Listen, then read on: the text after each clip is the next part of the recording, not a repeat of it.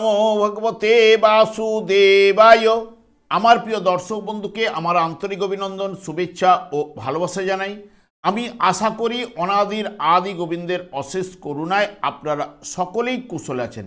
আজ যে বিষয়টি নিয়ে আলোচনা করতে চলেছি, কৃত্তিকা নক্ষত্রের জাতক জাতিকারা 2026 সালে আপনারা কেমন ফল পেতে চলেছেন তা আমি আচার্য কমল শাস্ত্রী আপনাদের কাছে এই ভিডিওতে বিস্তারিতভাবে আলোচনা করব। ধৈর্য সহকারে আপনারা ভিডিওটি দেখবেন। দেখুন, মেষ রাশির শেষ 3 ডিগ্রি 20 এবং বৃষ রাশির প্রথম 10 ডিগ্রি পর্যন্ত এই কৃত্তিকা নক্ষত্রটির অবস্থান। রাশিপতি হচ্ছে মঙ্গল এবং শুক্র, এবং এই নক্ষত্রের অধিপতি গ্রহ হচ্ছে রবি। অর্থনৈতিক দিক দিয়ে বহুলাংশে আপনারা শুভ ফল আপনারা এই বছর পেতে চলেছেন, বা অর্থপ্রাপ্তির যোগও কিন্তু আপনাদের থাকছে, এবং বক্রপথে উপার্জনের সুযোগও কিন্তু আপনারা পাবেনই। তবে বৎসরের প্রথম মাসগুলি আয় বাড়লেও আগস্ট, সেপ্টেম্বর এবং অক্টোবর মাসে ব্যয়ভাব কিন্তু প্রবল থাকবে। তবে লটারি ফাটকার যোগে আপনারাও কিন্তু লাভবান কিন্তু এই বছর হতে পারেন। চাকরি প্রার্থীদের কর্মের ক্ষেত্রে শুভ যোগ কিন্তু রয়েছে। চাকরিরত ব্যক্তির পরিবর্তন ও দায়িত্ব বৃদ্ধি কিন্তু ঘটবে, এবং নেতৃত্ব দেওয়ার প্রবণতা কিন্তু থাকবেই। ব্যবসা বাণিজ্যে সুনাম বৃদ্ধি, নতুনভাবে বিনিয়োগের সুযোগ ও সাফল্য লাভ কিন্তু ঘটবে। বিদ্যা ক্ষেত্রে শুভ ফল পাবেন, বিশেষ করে উচ্চশিক্ষার ক্ষেত্রে। তবে উদ্যমী আপনাকে কিন্তু হতেই হবে, না হলে কিন্তু অত্যন্ত শুভ ফল গবেষণামূলক যারা পড়াশোনা করছেন বা বিজ্ঞান বিষয় নিয়ে যারা পড়াশোনা করছেন তাদের ক্ষেত্রে দক্ষতা বাড়বেই। তবে মার্চ এবং আগস্ট এবং সেপ্টেম্বর এই মাসে আপনারাকে বিদ্যাক্ষেত্রে অতি অবশ্যই জোর বা আগ্রহ জায়গাটা কিন্তু বাড়িয়ে তুলতে হবে।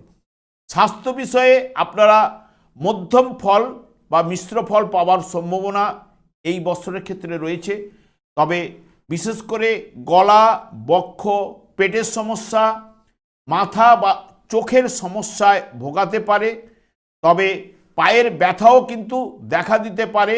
নিজেকে ভালো রাখতে ঈশ্বরের দিকে মনকে কেন্দ্রীভূত করতে পারলে আপনারা কিন্তু শুভ ফল কিন্তু পাবেন। তবে বিবাহিতদের ক্ষেত্রে বিবাহের যোগও কিন্তু থাকছে। নিজস্ব পছন্দ অনুযায়ী বিবাহের যোগও কিন্তু উঠে আসবে, এবং দাম্পত্য জীবনে মাঝে মধ্যে মনোমালিন্য, ভুল বুঝাবুঝির সম্ভাবনাও কিন্তু রয়েছে।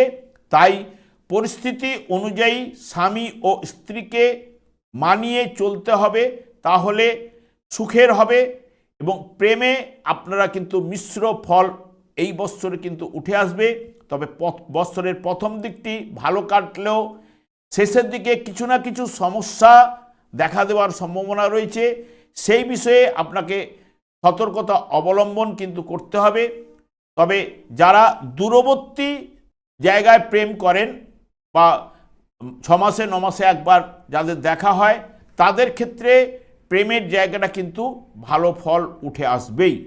পারিবারিক জীবনেও আপনারা কিন্তু মধ্যম ফল লাভ করবেন, এবং পরিবারের সদস্যের সঙ্গে সম্পর্ক আপনার কিন্তু ভালো থাকবেই।